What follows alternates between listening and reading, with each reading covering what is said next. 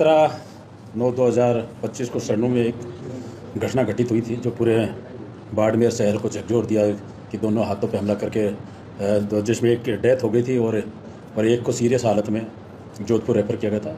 इस पर प्रकरण दर्ज हुआ था पुलिस थाना सदर पे। प्रकरण दर्ज होने के बाद दूसरे दिन जो भी मुस्तगिस के परिवार के वो थे कि भाई इसका प्रकरण का अनुसंधान सीओ गुड्डा मलानी सुखराम जी से किया जाए।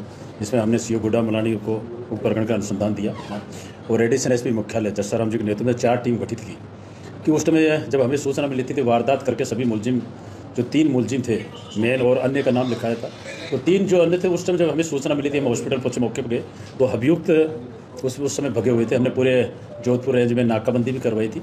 उसी कड़ी में एक जो मांगी लाल था नामजद है, उसमें हमें मुलजिम को गिरफ्तार करने में सफलता मिली। जो 2 अन्य जो नामजद मूल है हमारी टीम बिल्कुल नज़दीक पहुंची हुई है, इनमें भी 1-2 दिन में हमें सफलता मिलेगी।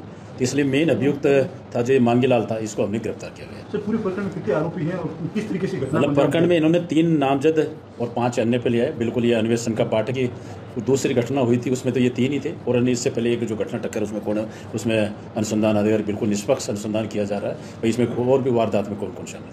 सर जो पहले घटना नहीं, चंपालाल जो ओम प्रकाश है ये मेन 2 जने हैं। इनकी पहले एक सरनू में ही हुई, इनकी आपस में जिद्दाजिद्दी हुई, इनकी गाड़ी रोकी, फिर ये पेट्रोल पंप पे गया और पेट्रोल पंप से ये जो तीनों जो है चंपालाल, ओम प्रकाश, जो मांगीलाल जो हथियार लेके जो इनको अपना खरपा टाइप बोलते हैं जो गांव के जो एनएसजी कमांडर के पास जो हथियार होता है उस हथियार से इन्होंने हमला किया जो मौके पर भी बहुत ज़्यादा मिले हुए थे। तो ये 3 मेन अभियुक्त है। तो सर ये आपकी पुलिस की कितनी टीम है इसमें जुटी हुई है और काफी देर भी हो गई इस वारदात को, ये लोग कहाँ संभव ठिकाने नहीं इसका मतलब हमारी 4 टीम है एडिशनल। सब हमने पहले दिल्ली टीम भेजी थी मानेसर भाई, इसमें पहले ये एनएसजी बीएसएफ का सिपाही है ये चंपाला, तो उसको भी हमने जो एनएसजी अधिकारी से पूछा तो इसको भी 31/7 को मतलब इसका आचरण ठीक नहीं था, वहाँ से उसको रिलीव किया हुआ था। एनएसजी से भी बीएसएफ त्रिपुरा में है, 81 बटालियन में है ये, तो यहाँ छुट्टी आया हुआ था। जैसे हमें पता लगा कि यहाँ नहीं है तो हमने पाली भेजी, गुजरात टीम भेजी। गुजरात के पड़ोसी से संबंधित एसपी से हमें जो सूचना मिली थी गुजरात में, तो वहाँ संपर्क एसपी से हमने संपर्क किया मैंने और उनको हमारी टीम लगी हुई, तो इसमें भी शीघ्र सफलता प्राप्त करें। मांगीलाल को जो आपने बताया कहाँ से पकड़ा, कैसे मतलब मांगीलाल को जब ये था कि ये 2 तो अलग भगे थे, चंपालाल और ओम प्रकाश। इसका जो ये तीसरा मांगीलाल है तो इसका एक भाई है बाबूलाल जो अपने आरजेटी इलाके में किसी के परिवार पे इसको छोड़ के आया था। जब इसे हमारी टीम लगी हुई थी तो इसको जो आरजेटी एरिया पायला एरिया में उस जगह से दस्तक। सर ये प्री प्लानिंग थी घटना वारदात करने में या फिर प्लानिंग? तो पहले ये आपस में एक मिलते जुलते हैं सारे, जो एक दूसरा है इनकी कोई पहले पी हुई थी क्या बात थी, पहले क्या छोटी छोटी वार जैसे इनको भी पीटा हुआ है, आपस में लड़ाई झगड़ा, कोई ठोस कारण नहीं था। उस दिन शराब पिए हुए थे, कोई ऐसा रंजिश का बड़ा कारण नहीं था कि भाई उसकी जगह ये घटना कर, मतलब ये शराब पिए हुए थे। ये 3 ये आए, तुरंत इनको किसी दुकान पे गए, मारपीट हुई तो ये तुरंत सूचना मिली, पेट्रोल पंप पे गया, अपनी गाड़ी से हथियार लेकर वारदात की। आपस में विवाद किस बीच में खेताराम का था या फिर इसका हरकाराम का था? नहीं, जो मेन विवाद जो बता रहे पहले जो हरकाराम उर्दू का था, इनमें जो लड़के थे इनके आपस में विवाद था। ये जो वीरेंद्र ये था लड़का था केताराम साथ गया था, मेन हरकाराम का इनका विवाद था। एनएसजी कमांडो जो था उसका क्या आचरण किया? बीएसएफ का आचरण उसका ठीक नहीं था, ये डेपुटेशन पे आया हुआ था।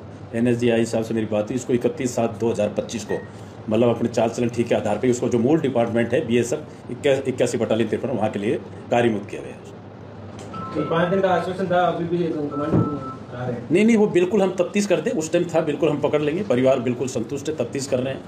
परिवार के हिसाब से हमने तफ्तीश दी, एविडेंस दिया, कोई मुलजिम नहीं बचा जाए, हमने नामजद कर लिया और उसमें हम कार्रवाई करें। सर लगातार देख रहे हैं बाड़मेर में ऐसी घटनाएं पिछले कुछ समय की बात हो, ऐसी क्राइम की कई सारी घटनाएं अधिकतर में पाया गया रात को शराब की पार्टी या शराब की दुकानें शुरू रहती है, तो क्या पुलिस इसको लेकर भी काम कर रही है कि शराब की दुकानों पर रात को कोई लोग नहीं जाए, घूमे नहीं, इसको लेकर सख्त? बिल्कुल, हम इसको जो है एक्साइज डिपार्टमेंट से भी सहयोग है। इस तरह जो बाड़मेर में आते हैं दुकान के अंदर रखे करते थे, हम पुलिस इसमें बहुत अच्छी कार्रवाई कर रही है। हमने इस संबंध में एक्साइज डिपार्टमेंट को भी कहा कि रात के अंदर भाई ठेके के अंदर कोई आदमी सोए नहीं भाई, ये थे कि भाई सो के दुकान पे लेके खुल के या एक खिड़की टाइप में इसमें कर लेते। इसमें पुलिस हमने पहले भी जाब्ता लगा, अभी भी जाब्ता लगा रहा है कि जो भी इस तरह की बदमाश टाइप के है जो करते हैं रात को तो उसके खिलाफ हम कार्रवाई करेंगे।